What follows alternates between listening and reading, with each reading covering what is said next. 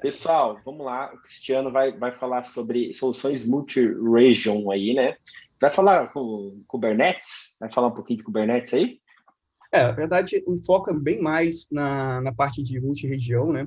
Como a Legal, gente está adotando, com Azure e Front Door e com AKS, né? E o bacana. porquê, né? Que a gente está adotando desse jeito. Então, eu vou passar, né? Algumas dores que a gente passou, o que que a gente teve aqui, né? Com relação, né, à adoção desse modelo. Legal. Pessoal, desculpa os problemas técnicos, normal, isso acontece. Essa plataforma é nova que a gente está utilizando também, a gente aprende com isso. Quero agradecer o Cristiano por poder compartilhar conhecimento com a gente. Aproveitem, tem já acho que 60 pessoas online aí. Aproveitem aí, tá? E fica à vontade, Cristiano. Qualquer dúvida, a Sara vai estar aí. Eu não devo conseguir ficar até o fim, mas a Sara vai ficar aí a Sara vai intermediando se o pessoal for tendo dúvida, for perguntando no chat, e aí vai mandando para você, tá bom? Mas Beleza. boa palestra aí e obrigado, galera. Obrigado. A gente pode combinar da seguinte forma, pessoal. Eu posso passar tudo e no final a gente deixa uns minutinhos aí, uns 10 minutinhos aí para a gente poder trocar algumas figurinhas. Pode ser? Que aí a gente Bacana. não para no meio do caminho. Não fica no meio do caminho. Tá ótimo, vamos Exato. em frente. Boa sorte aí, Beleza. boa palestra. Obrigado, obrigado. Pessoal, bom dia mais uma vez. Obrigado pela presença de vocês. E vamos trocar aqui uma ideia a respeito de soluções multi-região, né, com Azure Front Door e AKS. A ideia aqui é mostrar um pouquinho dos problemas que nós tivemos, né, para adoção. A gente ainda está adotando, a gente ainda está nesse caminhando para esse modelo. Eu resolvi trocar um pouquinho, mostrar para vocês, né, e até no final tem uma demozinho para exemplificar algumas coisas. Tá? Mas a ideia é mais a gente trocar uma ideia com relação a o como das coisas, tá? Então vamos lá. Quem sou eu? Hoje com menos barba, né? Então, eu sou arquiteto de soluções, tá? Eu trabalho numa fintech aqui de Blumenau, apesar do sotaque carioca, tá? A nossa plataforma aqui, ela tem uma conta digital atrelada e um produto que é uma maquininha de cartão de crédito. Hoje nós temos mais ou menos 30 milhões de clientes, tá? Então, é uma plataforma bem grandinha, tá? Sou especialista em .NET, cara, como posso dizer, tá viciado em Docker e Kubernetes, acho que é pouco. Cara, eu amo Kubernetes, vejo que dá para fazer muita coisa legal e também dá para fazer muita besteira com ele. Tem uma família maravilhosa, que é a Thaís, a Ana Júlia e a Maria Eduarda, que são as minhas filhas, né? A Thaís é minha esposa. Eu recentemente, não recentemente, mas participei de um projeto internacional chamado POMA, para a criação de uma moeda, criptomoeda, tá? E eu fui um dos responsáveis pelo desenvolvimento da blockchain, tá? E daqui em Blumenau, eu sou coordenador do .NET Coders Blumenau, e um dos cofundadores também. Mas não é isso que vocês vieram aqui para ver, né? Ah, é, por que multi-regiões? Vejo aí várias soluções acontecendo, e às vezes, até pela gente mesmo. Eu vou para a nuvem. Coloco lá, pego lá na região do Brasil, coloco meu software rodando no Brasil, e quando a região do Brasil acontece algum problema, eu vou para o Twitter dizer que o Azure não funciona, que assim não dá, está complicado. Mas, cara, o erro foi meu. Por quê? O erro foi meu.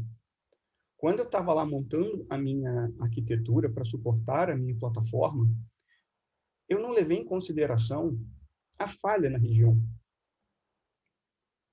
Cristiano, mas é nuvem, não deveria parar. Não, existe um SLA. E esse SLA precisa ser respeitado. A gente precisa entender isso. Então, cansado de ficar, dá um problema, a diretoria desce. Mas o que aconteceu? O Azure deu pau. É? Pô, a gente gasta uma fortuna e o negócio cai, não sei o quê. Cara, primeiro, quando a gente pensa em uma arquitetura, né, de várias regiões, é porque a gente quer dar continuidade ao nosso negócio. Falhas acontecem, problemas acontecem. Então, a gente tem que estar preparado para eles. Então, é uma conta muito simples. para a gente poder fazer. Quanto custa, né, para a sua empresa 1 hora da sua plataforma parada? Por um problema, por exemplo, no Azure, na região que você está. Custa uma bela grana. Tá, isso cobre, né, o gasto de 1 ano, né, de você ter uma região, uma outra região. Cobre. Putz. Então, não tem muito o que questionar. Mas, se você não tem, tá, essa grana não cobre, faça outra pergunta. Qual a imagem que você quer passar para o seu cliente? A confiança na plataforma. Vamos imaginar aqui na PagVeloz, nós temos uma maquininha de cartão de crédito. Se eu estou com a maquininha de cartão de crédito lá, meu cliente está lá para poder passar uma fila enorme no restaurante e, de repente, a minha maquininha dá pau porque a minha solução, meu Azure caiu, não sei o quê, e a minha maquininha simplesmente para de funcionar. O comerciante vai pegar aquela maquininha, botar dentro da gaveta e vai pegar a outra maquininha do concorrente e vai colocar. E não vai pegar mais a minha. E se acontecer a segunda, terceira vez, cara, ele não usa mais. Então, a gente tem que pensar na confiança que a nossa plataforma passa para o nosso cliente. Tá? Então, é uma decisão muito estratégica, não só tecnológica. Então, é importante a gente ter esse entendimento, porque isso vai nortear a gente. E, para isso, a gente precisa entender como é que o Azure está estruturado. Cristiano, mas por que eu preciso entender? É só botar uma no Brasil e uma nos Estados Unidos, 2 regiões. Sim. Aí você levanta um servidor no Brasil, um servidor nos Estados Unidos, uma região dos Estados Unidos, e aí você tem um problema de hardware ou um problema de atualização, um domínio de falha lá no seu data center lá das regiões e a sua aplicação fica indisponível. Então, você tem que se precaver, né, de várias formas. Então, o que é uma região do Azure? Isso é importante. Ela tem um conjunto de data centers, tá? Em que tem uma latência baixa de conexão entre elas. E dentro dessa região tem o que a gente chama de zonas de disponibilidade. Como está no slide, né? São locais físicos exclusivos em uma região. Uma zona, ela é composta por um ou mais data centers. Isso é muito importante entender que energia, resfriamento e rede são totalmente independentes. Então, dentro de uma região, eu tenho vários data centers. Cada data center ali, né, que é a sua zona de disponibilidade, vai ter uma energia, vai ter resfriamento e rede totalmente isolados. Precisamos de no mínimo 3 para que isso tudo funcione. Então, vamos imaginar que você está fazendo um deploy de um AKS, né, de um Azure Kubernetes Service. E você está botando 3 nodes nesse AKS. Se você tem 3 zonas de disponibilidade, você vai colocar um nó em cada zona. Por quê? Se um data center desse der problema, o Kubernetes vai dar um jeito de realocar esses caras, né? Porque ele vai perder um nó, vai começar a realocar os outros, ou seja, a sua aplicação continua respondendo. Lógico que na teoria tudo funciona, né? Mas ela vai estar com uma possível falha no data center, você já meio que já deixou a tua aplicação um pouco mais disponível. E aí, quando você leva isso para múltiplas regiões, onde no Brasil e lá na região dos Estados Unidos, você vai colocar também em AZ, a chance da sua aplicação, tua plataforma cair, é menor ainda. Então, é importante entender esses conceitos para não subir apenas um servidor, né? Ou um AKS todo em cima dentro de uma zona. Porque se aquela zona morrer, né, por algum problema, lembre-se, problemas acontecem, falhas acontecem. Aí não adianta ir para o Twitter reclamar.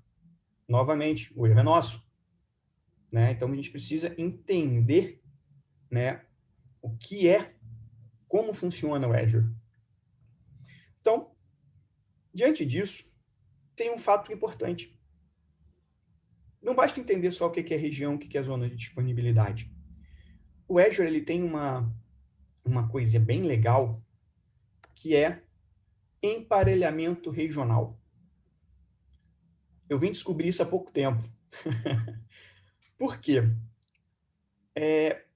Dentro de uma mesma área geográfica, né, você tem regiões que funcionam em formato de par.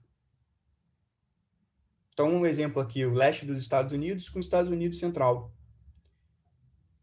Mas, Cristiano, por que eu tenho que me preocupar com isso?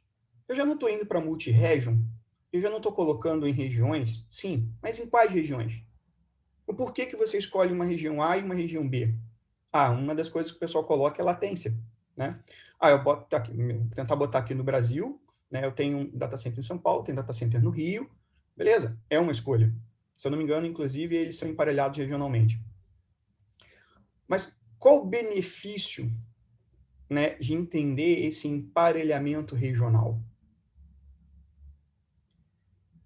Vamos imaginar uma falha gigante no Azure, uma falha ampla. Se você está trabalhando em pares, é garantido que uma das regiões ela vai ser priorizada.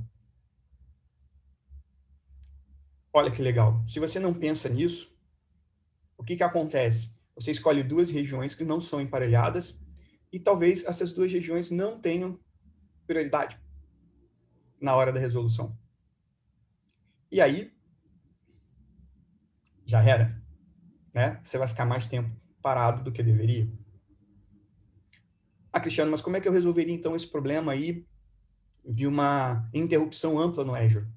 Cara, é multi-cloud. Aí a gente está falando de multi-cloud. Aí é outra história. É uma outra conversa. Que, dependendo do modelo que você venha adotar aqui, vai servir.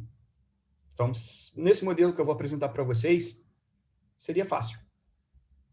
Muito fácil de você ir para multi-cloud. Tá? Outro benefício que você tem com relação ao emparelhamento regional é que atualizações do Azure, elas que são planejadas, né, elas são distribuídas, né, sequencialmente nas áreas, naquelas regiões que estão emparelhadas. Isso garante o que para você? Né? Você quase não vai ter tempo de inatividade. Então, se você estiver em múltiplas regiões e estiver atualizando a região A, você está com a região B funcionando lá ainda. Quando a região A terminar, ele vai passar para a região B, a região A vai voltar e a região B vai parar, né, para fazer uma atualização planejada. E normalmente, né, essas regiões, elas residem na mesma geografia para atender requisitos de residência de dados.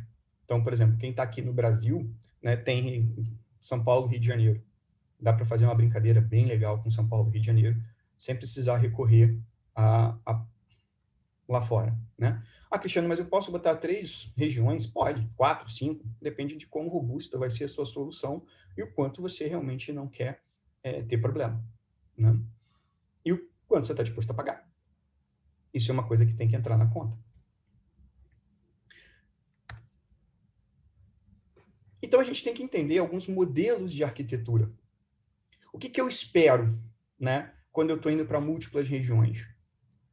Eu posso usar um modelo ativo-passivo de espera ativa, né? Você tem uma região principal, tá? Uma região A, ela é a tua principal, e a região B, que ela é secundária. Ela fica totalmente alocada, todas as VMs, tudo, fica tudo montado, só esperando receber tráfego. Tá? Então, se a tua região A morrer, a região B é roteada para a região B, está tudo funcionando. Ou seja, o teu downtime é muito pequeno, tende a 0. Existe a opção do ativo passivo com espera passiva, que é, ao contrário da espera ativa, as máquinas não estão alocadas, elas estão desalocadas. vai levar mais tempo para você subir, né? Então, é quase que você estivesse pensando, eu tenho uma região backup. Caso minha região principal dê problema, eu vou iniciar uma segunda região. Dependendo do negócio, dependendo do quanto você quer pagar, né? É uma opção. Agora, se você não pode parar, se você tem que estar sempre funcionando, e de preferência com um downtime, eu nunca digo zero, né? Mas com um downtime tendendo a zero, bem a zero, ativo, ativo. Por quê? As regiões, elas vão ficar ativas e vão receber tráfego. Então, vai entrar uma requisição, vai para uma região, vai para outra. Só que esse modelo, ele é complexo. Porque você vai ter que lidar com problemas, né, de sincronização de dados, por exemplo. Dependendo da forma como você trabalhar. Ou não, Cristiano, eu vou trabalhar com SQL Azure usando multi-region. É uma possibilidade também. Mas lembre-se, você vai ter um downtime. Porque quando tiver um failover lá do SQL Server, o que vai acontecer? Ele vai ter que subir na outra região. Então, até ele fazer a conversão, dependendo da camada que você estiver, né, do SQL Azure, você pode levar até 20 segundos. Cristiano, mas 20 segundos é muito, né? Pô, não dá, né? Maquininha lá, os caras estão na fila lá, gritando para poder fazer o negócio, e eu preciso, né? Não pode acontecer isso, eu preciso que tenha resposta. Então, aí você vai ter que pensar em banco de dados, né? A palavra é ruim, master, mas é main, né? Ou primário. Então, você tem que pensar num banco de dados nesse modelo, e talvez não seja um banco de dados, seja, de repente, um banco de dados mais para NoSQL, né? Então, tudo isso você tem que levar em consideração enquanto você... Não é simplesmente... Eu aprendi isso na prática, tá? Não é simplesmente levantar numa região e levantar o seu software na outra.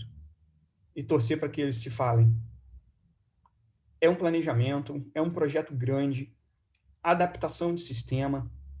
O teu sistema tem que estar preparado para esses modelos. Tanto o seu software quanto toda a sua stack, por exemplo. Né? Com tudo que você está usando. E uma coisa que a gente aprendeu bastante aqui, cara, deploy. Deploy é uma desgraça. Se você não tiver com domínio do seu deploy, você pode ir para 10 regiões. Se você fizer deploy para as 10 regiões e a sua versão estiver quebrada, você vai derrubar as 10 regiões. Então, você vai ter que aprender a fazer deploy de uma maneira sequenciada por regiões. E aí, cara, tem vários modelos que você pode usar. Que aí é onde eu boto, não reinventa a roda.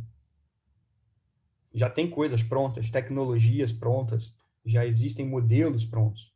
Basta você entender e adotá-los. Óbvio, uma mexida aqui, uma adaptação ali é válido, mas... não, eu vou inventar o meu modelo. Cara, boa sorte. Talvez você dê sorte e consiga. Talvez não. Então, assim, são situações em que a gente vai enfrentar nesse modelo, né, de multi-regiões que a gente não está preparado.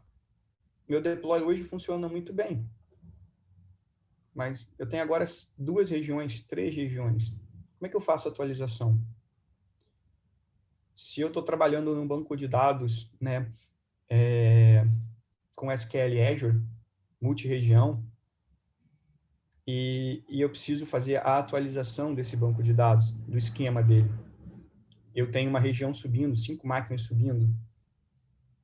Quem atualiza o meu esquema, né? Começa a ficar, se não é, vou botar aqui um migrations aqui, pô, vai, beleza, todo mundo subindo, vai dar ruim, né? Então, você começa a olhar coisas e pensar em coisas que até então não estavam no seu radar. A gente sofre bastante aqui com isso, de descobrir, ops, esse pedaço aqui não está preparado para isso. Aí a gente começa a fazer as nossas adaptações. E aí, teste. Cara, Teste é algo, principalmente se você estiver falando de ativo-ativo. Se você estiver falando do modelo ativo-ativo, você tem que testar muito. Porque você tem que derrubar uma região inteira para poder testar, para ver se seu software continua, né, funcionando. Então, são coisas que alguém levantou a mão.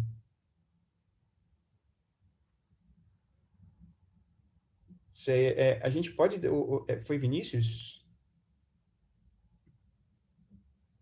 Será que a gente consegue deixar... Pessoal, eu vou deixar aqui para o final, para a gente poder dar uma trocada, pode ser? Para a gente não parar aqui no meio do caminho. Então, teste aqui foi uma coisa que a gente está fazendo assim absurdamente. Principalmente, derruba a região inteira, o que acontece, volta com a região, como é que os dados sincronizam, estão sincronizados, não estão, como é que é o warm-up da minha aplicação. Não é simples, tá? Por mais que que a gente pense, mas cara, meu software aguenta. Cara, testa. Mas testa até cansar. Cansou, testa mais um pouco. E principalmente situações do tipo, cara, cai tudo. Ou para só o banco. Como é que ele volta sincronizando? Né? Então, são detalhes que você tem que pensar. Né? Estrutura de backup, enfim. Entra um monte de coisas aí nessa história. Por isso que seu software precisa estar preparado para esse tipo de coisa. Porque vão aparecer, inclusive, coisas que você não estava pensando. E aí você vai ter que entender e tratar, responder o como fazer. Então, vamos dar sequência aqui. Vamos falar do Azure Front Door. Por que a opção do Azure Front Door? Né? Primeiro, quem é o Azure Front Door? O Azure Front Door, ele é uma tecnologia, né, um serviço disponível dentro do Azure, no qual ele tem um ponto de entrada global e totalmente escalonável. Ele é um serviço que a gente chama de um serviço global dentro do Azure. Ele não está em apenas uma região. Ele vai estar em várias regiões. Então, ele é altamente escalonável com relação a isso. E a grande sacada que eu acho, que aí é a minha opinião, é que ele usa a rede global da Microsoft. Então, se você está acessando dos Estados Unidos, o seu serviço, ele vai tentar chegar no back-end mais próximo. Então, você vai ter um tempo de resposta muito rápido. Ele otimiza isso para você. Né? Então, ele funciona na camada 7, né? Nos protocolos HTTP e HTTPS. Cristiano, mas o meu software ele usa outros protocolos. Então, não é esse cara. Mas se o seu software é em cima de HTTP e HTTPS, cara, ótima escolha. Funciona muito bem. Ele é totalmente, né, como eu falei, por ele ser um serviço global, ele é resiliente a falhas. Como assim, Cristiano, resiliente a falhas? Se uma região inteira parar, o serviço vai parar? Não. Pode parar a região inteira, que ele não vai parar. Então, é um serviço que você pode confiar. Inclusive, se você pensar em multi-cloud. Por quê? Ele aceita serviços dentro do Azure e fora dele. Opa, ficou interessante. Então, eu posso ter um serviço a nível global, né, que me entrega uma performance ótima, e eu ainda posso, por exemplo, jogar para outros lugares fora do Azure. Sim. E isso ajuda se no dia você quiser ir para a multi-cloud. Então, você já vai ter um serviço que vai estar, né, comportando essa futura necessidade de negócio. Então, isso é bem bacana. Então, olhar e entender o que o serviço entrega é importante. Então, por que a gente optou por AKS? Né? O AKS aqui, para a gente, ele é justamente para se eu precisar de multi-cloud, para mim, é levantar um Kubernetes em outro lugar, fazer um deploy, buscando do meu registry, aquela é a minha imagem, vir dentro do meu Azure Front Door e acrescentar aquele IP dentro do meu back-end. Ou seja, se amanhã eu quiser ir para ou levantar um data center em casa, eu consigo. A minha arquitetura me permite fazer isso. Cristiano, mas aí tem que levar em consideração latência, tem que levar em consideração teu banco de dados, uma série de coisas, sim. Mas é que a sua tecnologia, ela está preparada para a evolução. E aí é que é a grande sacada, é o pulo do gato. É você entender o que aquele serviço te entrega e como você pode utilizá-lo. Então, a gente pastou bastante aqui até chegar a um modelo aceitável, um modelo que fosse, assim, interessante. Falando um pouco mais do Azure Front Door, por que eu estou dando muito foco no Azure Front Door? Porque é esse cara que vai fazer você trabalhar em multi-region. O teu software tem que estar preparado, tudo bonitinho, mas você tem que ter um cara global que receba essas requisições e saiba falar com o seu back-end, saiba entregar isso para você e da melhor maneira possível. Então, vamos lá. Por que o Azure Front Door? Isso aí está exatamente assim, eu não tirei o que está escrito lá do site da Microsoft. É exatamente isso que está aí. Eu fiz questão de colocar exatamente o que está lá. Por quê? Cada tópico desse é um outro documento. Então, ele fala de desempenho de aplicativo acelerado. Ele usa um protocolo chamado Ncast, baseado em TCP dividido. Cara, precisa entender esse cara como ele funciona. É fantástico. É maravilhoso o negócio. Então, ele fica monitoramento da investigação de integridade inteligente para recursos de back-end. Tem que entender o algoritmo que ele faz para checar a integridade do seu back-end. Lembrando, você tem zonas de disponibilidade atrás. Então, isso é bem bacana. Roteamento baseado no caminho da URL para solicitações. A gente vai fazer uma brincadeira com esse cara. Então, eu consigo, de repente, direcionar as coisas para determinados back-ends. Vamos imaginar que eu tenha um serviço, uma URL específica de um serviço que só o pessoal do Brasil usa. Eu não preciso mandar os caras irem lá para fora. Né? Eu posso colocar os caras só para o Brasil. Então, eu consigo fazer isso exatamente direcionando as solicitações com base no caminho à URL que ela está escrita. É uma mão na roda. Afinidade de sessão baseada em cookie, normal. Descarregamento de SSL e gerenciamento de certificados, isso é muito importante. Infelizmente, aqui, para fazer esse exemplo, ele fica bem grande, eu não consegui terminar a parte de SSL para poder fazer, e até mesmo acho que em 50 minutos a gente não ia conseguir passar por isso. Mas, cara, vale a pena dar uma olhada nesse tópico. Você consegue definir domínio personalizado, então você consegue ter uma entrada, né, personalizada para você. Cara, ele tem o OAuth. Cristiano, então eu uso aquela solução XPTO lá que tem só por causa do OAuth. Eu posso substituir, então? Pode. O Azure Front Door já tem o OAuth entregado. Então você já está dando segurança lá para a sua aplicação, né, garantindo aí uma série de regras, né, que vão ser tratadas. Ele faz redirecionamento de tráfego HTTP para HTTPS, fantasticamente.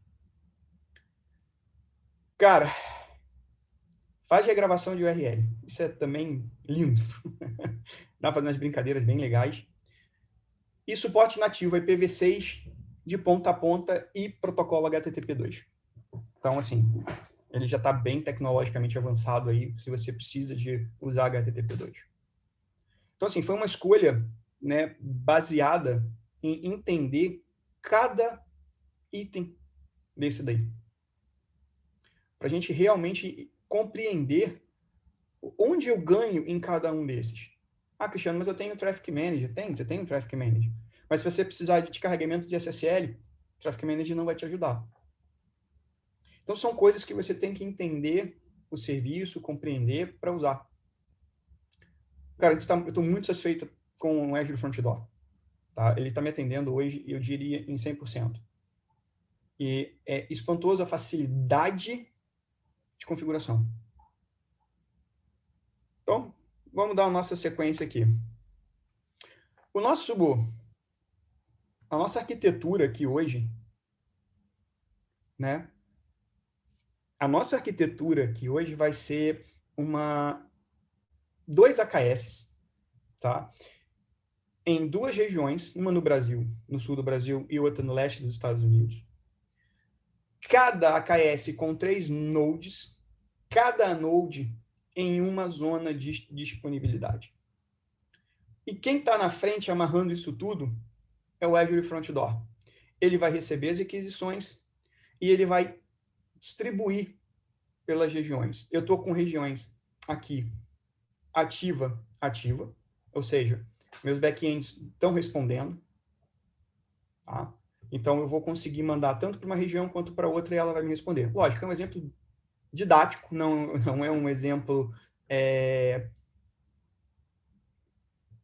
profissional, vamos assim dizer, para o dia a dia, né? Uma aplicação rodando com banco de dados, nada disso. É um modelo didático para a gente poder entender como o Azure Front Door ele nos ajuda, tá? E aí, daqui em diante, cara, é sentar e falar aquilo que eu falei.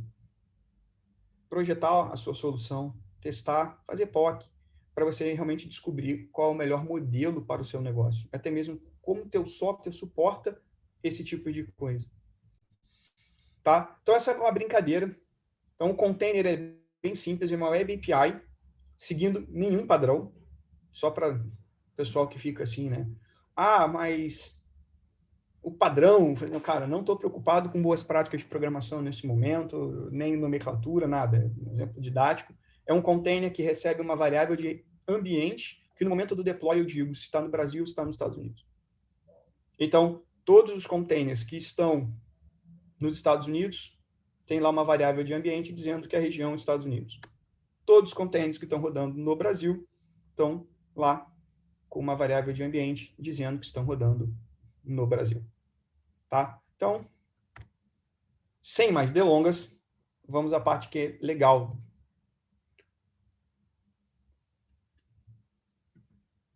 Pessoal, vamos testar a fonte, para ver se a fonte está num tamanho adequado. Deploy do YAML. A fonte está num modelo, num tamanho adequado para vocês?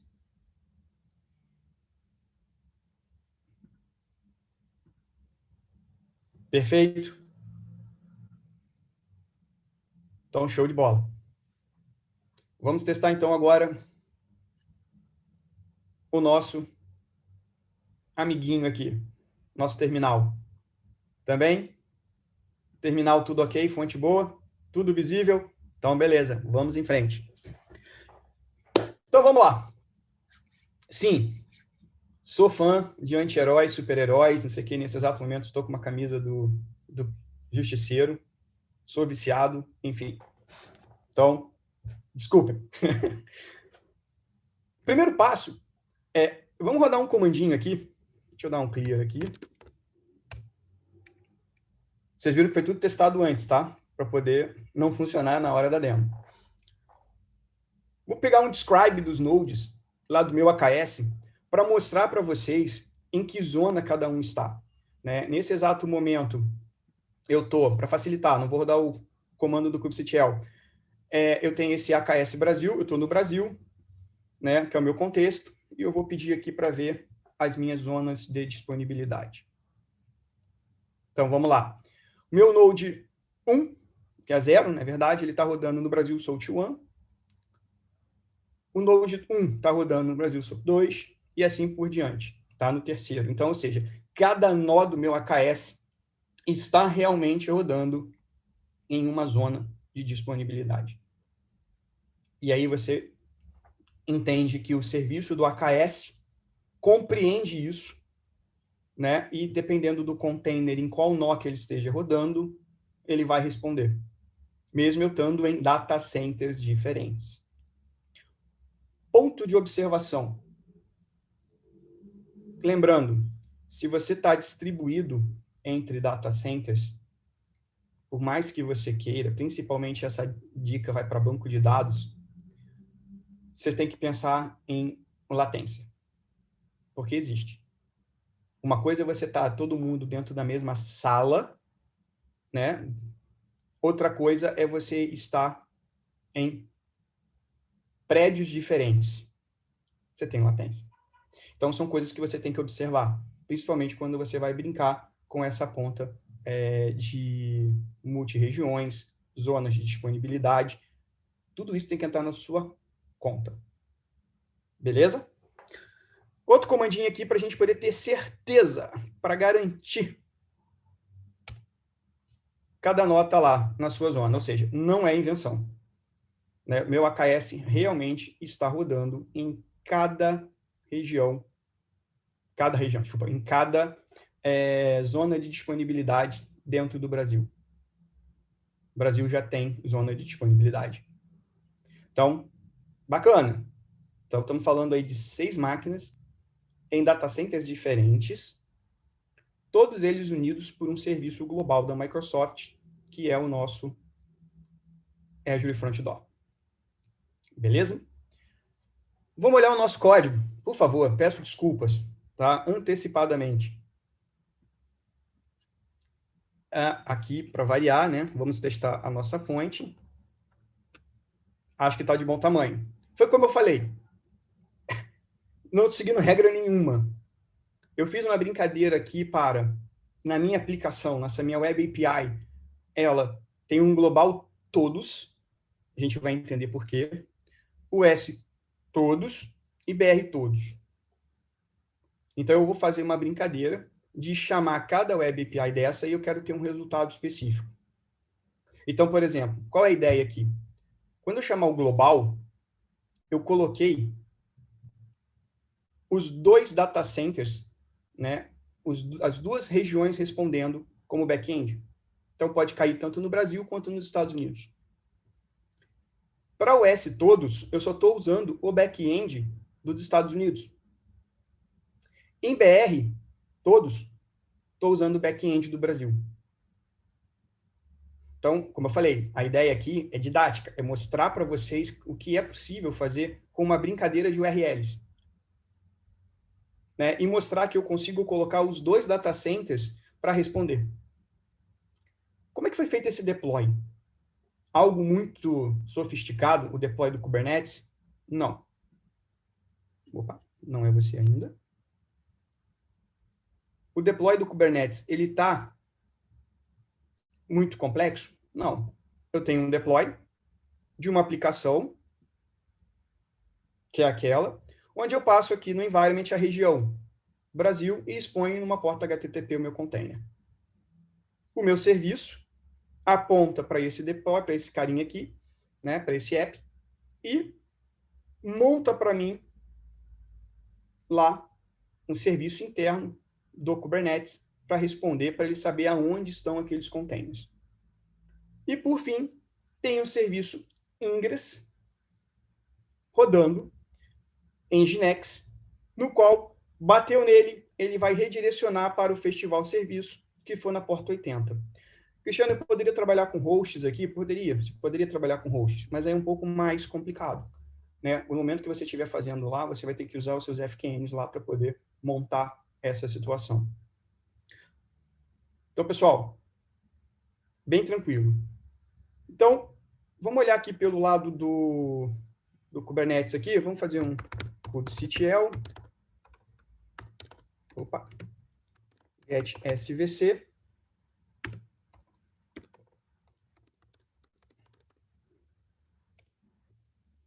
Vamos olhar esse cara aqui, ó. O nosso Ingress Basic aqui, que é um Ingress Controller. Ele é um load balance que tem um endereço IP externo. Tá? Vou fazer a brincadeira aqui de trocar. Preguiça de escrever comando.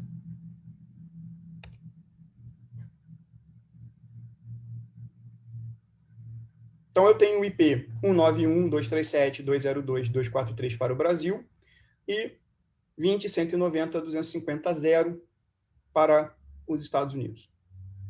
Tá? Então, esses são os dois IPs expostos, tá, pelo Kubernetes no load balancer externo do Kubernetes, lá, na verdade, do Azure, né, para a gente poder acessar. E esses caras é que vão ser o meu ponto de entrada para os backends. Então, vamos olhar como é que está o nosso... Só para a gente dar uma olhada aqui. Esse, eu não sei se vai ficar pequeno, mas quando a gente costuma aumentar, fica muito ruim. Mas eu tenho aqui um load balancer, tá vendo? Esse load balancer aqui tem dois IPs. E um deles é o nosso amiguinho lá. Tá? 191.237, que é o do Kubernetes. Então, esses IPs estão aqui realmente de fato. Mas, cara, vamos dar uma olhada, então, como está estruturado o nosso Azure Front Door.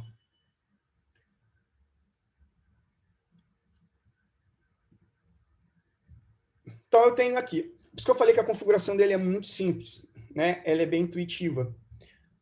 Front-end domains. Eu posso ter mais de um domínio, se eu quiser, como ponto de entrada. E aí dá para fazer brincadeiras com isso também, tá? Então, aqui eu tenho um festival MS, azurefd.net, .net, é o costume.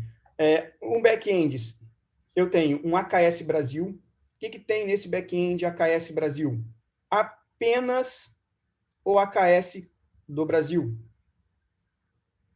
Tá?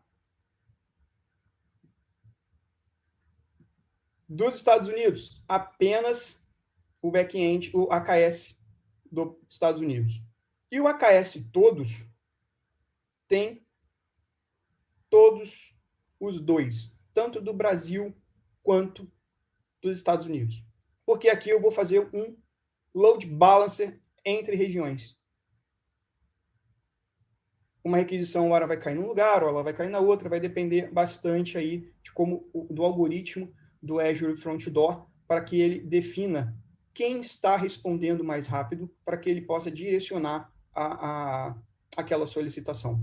Reparem que eles estão com o mesmo peso, tá? Mesma prioridade e o mesmo peso.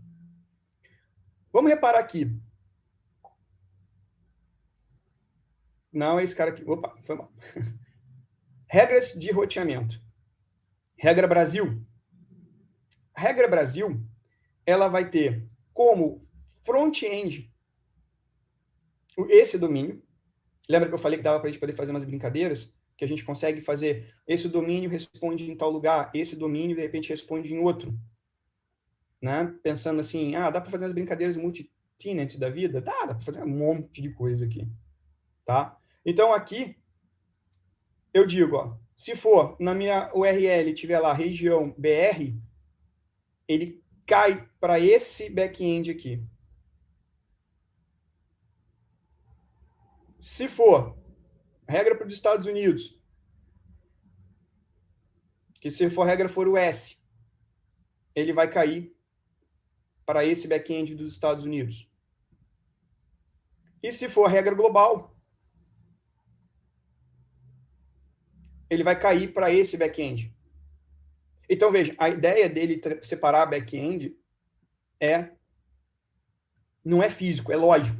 Então, eu posso colocar ali dentro várias data centers, várias regiões. Se eu quiser subir uma região agora e colocar, eu consigo facilmente. Né? Então, dá para a gente fazer essas brincadeiras aí. Então, como é que está funcionando o nosso sample aqui? Eu vou fazer aqui global, Brasil,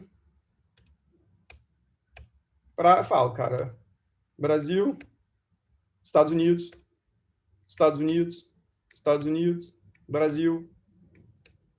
Reparem, não fez um round robin. Hora foi para um, hora foi para outro.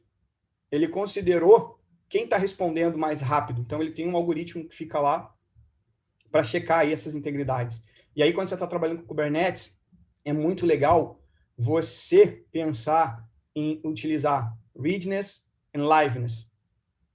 Readiness, no Kubernetes, ele ajuda o Kubernetes a entender se sua aplicação já pode receber tráfego, né? Então, quando a gente sobe um container, às vezes a aplicação no warm-up dela ainda não está pronto, e ela já está recebendo tráfego dando erro. Então, o readiness serve para isso, para você botar e falar o seguinte, cara, não estou pronto ainda, Kubernetes. Então, o Kubernetes ainda não joga tráfego para esse container, né? E o liveness serve para dizer a saúde, né, do seu container. Cara, eu estou vivo, ó, morri, não estou respondendo mais. E aí o Kubernetes mata e levanta um outro. Então, isso é bem interessante. Leiam bastante sobre esse cara, esses dois carinhas. Isso ajuda bastante nesse formato. Então, assim, vocês viram. Ora ele jogou para o Brasil, Estados Unidos, isso aqui.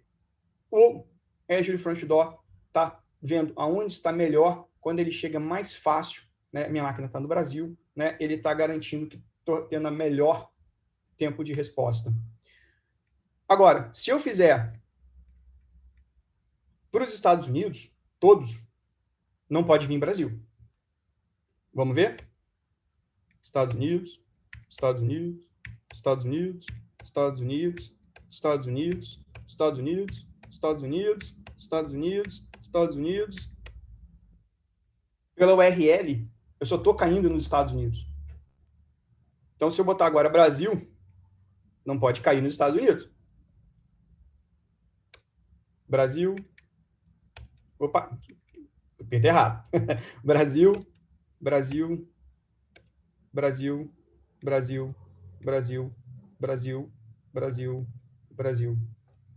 Então, vejam, numa simples brincadeira aqui, né, de uma aplicação bem simples, eu consegui montar uma estrutura onde eu posso definir em qual região eu quero que caia determinada solicitação. E ainda tem um cara em que eu consigo dizer, olha, não importa, eu quero que você jogue para tantas as regiões eu tiver por trás desse back-end. Então, eu mostrei para vocês um load balancer, né, com duas regiões, uma no Brasil e outra no leste dos Estados Unidos, e mostrei para vocês que eu posso direcionar, né, a requisição para uma determinada região com base no que eu escrevo na URL. Então, pessoal, eu sei que é um exemplo bem simples, né, mas é mais para mostrar para vocês o início da jornada. Então, se vocês pensam em soluções, né, multi-region, tá? Se vocês pensam em regiões, em trabalhar com soluções multi-region, vocês vão passar por tudo isso que eu já passei e, com certeza, em outras coisas também.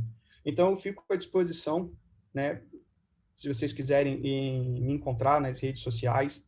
Eu não coloquei, eu sou uma besta, esqueci de colocar os meus contatos, mas é fácil de me achar no LinkedIn, Cristiano Rodrigues, né, Pague Veloz, né? Tenho meu Twitter, que eu quase não uso, então nem coloco muito, mas é o @cnr_br, e tem o Medium, onde eu escrevo algumas coisas, que é o Cristiano NR. Então, cara, me encontrem lá, me mandem, cara, vamos trocar figurinha, tá? O meu e-mail na PagVeloz, né, é cristiano.rodrigues, com S, né, normal, @pagveloz.com.br, e o meu pessoal é cristianonr@gmail.com. NR é de Nogueira Rodrigues, tá? Então, vocês podem mandar mensagem, cara, e trocar. Adoro fazer isso. Adoro conversar a respeito de soluções que, de repente, eu não tinha pensado, em coisas que acontecem, que talvez não aconteceram comigo. É muito bom o aprendizado. Então, pessoal, espero que vocês tenham gostado. Fico bem feliz em poder estar aqui hoje com essa galera, pô, top, que eu curto pra caramba, e compartilhar meus 2 cents aí com vocês. Então, pessoal, vamos abrir agora para as perguntas, né, para as dúvidas. Eu não sei se alguém vai intermediar aí, do pessoal da... Repete o LinkedIn, vou colocar no chat, espera aí. Cristiano, bom dia, Sara. Oi, Sara. Tem uma pergunta aqui do Márcio. Ele perguntou se tem alguma bibliografia que você indica sobre esse tema, sobre o assunto. Ou se não tem, né? Porque, de repente, também pode o Cristiano escrever um livro aí pra gente. Assim, esse livro, todo mundo consegue ver o meu LinkedIn, né? Então, Sara, escrever livro está um pouco longe. Mas, cara, eu vou citar para vocês a melhor bibliografia que eu conheço, tá? Que é a documentação da Microsoft. É uma documentação bem rica e, principalmente, se você quiser contribuir, né, você consegue também. Então, ela é bem atualizada, está sempre, né, fresquinha lá. Então, assim, é um ótimo local para você, como eu posso dizer assim, ler a respeito do assunto. Uhum. Inclusive, e foi o que o Igor colocou ali no chat também, né? Tem, inclusive, acho que alguém colocou aí a respeito dos modelos arquiteturais que a Microsoft sugere para o Azure, né? Vale a pena pegar, dar uma lida e adaptar para a sua realidade. Mais perguntas? Só estão falando que se apresenta de uma forma tão simples e foi muito bacana por isso, né? Obrigado. Se alguém tiver mais alguma pergunta, quiser enviar por aqui, gente.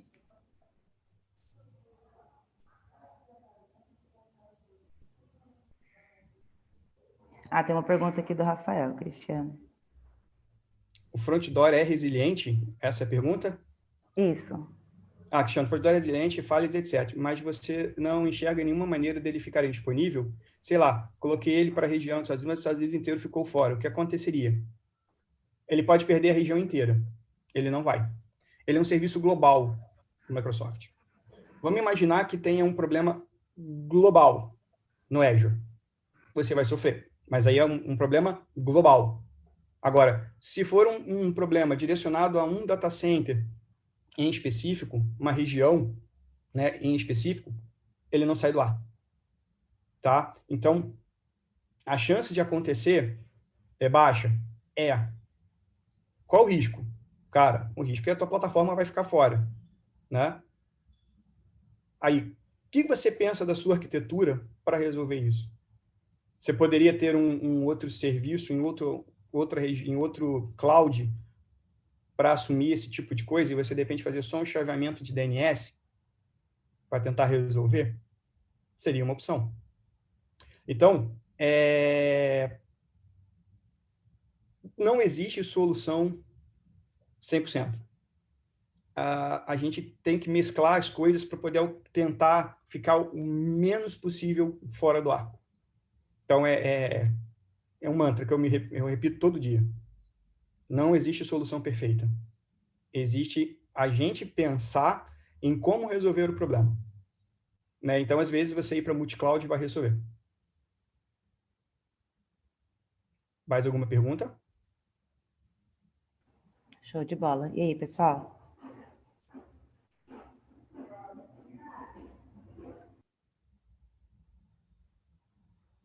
Eu acredito que não, Cristiano. Glória, você está te parabenizando agora mesmo. Opa, o Márcio mandou aqui. A solução para um cenário não ser ideal para outros cenários, por mais similares que sejam. Mas é só contribuição, não é pergunta, né? Sim, perfeito, Márcio. Perfeito. Isso aí. Beleza, pessoal, acho que eu já passei 10 minutos do tempo. Peço desculpas. Fica tranquilo, palestra boa é assim mesmo. Obrigada, viu, Cristiano? Não, obrigado. Pessoal, para quem perguntou se fica gravado, vai ficar, tá? Essa pergunta acho que foi inicial, aí vai ficar gravado sim. Cristiano, muito obrigada pela contribuição, parabéns pela palestra.